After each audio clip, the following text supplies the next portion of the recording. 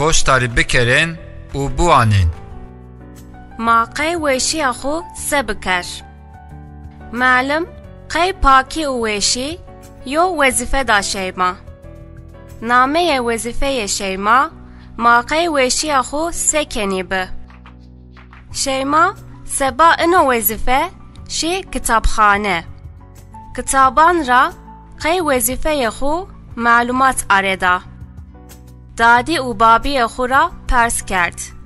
Merdimanê xwe ra zî malumat girot, wezîfeyê xwe hedre kerd. Rojê wezîfeyî Şeyma ro werişt, xwe hedre kerd û şî mekteb. Şeyma veciya texte û va. Gelê em bazan. Ma qey wêşiya xwe se kenî, ma se bikir.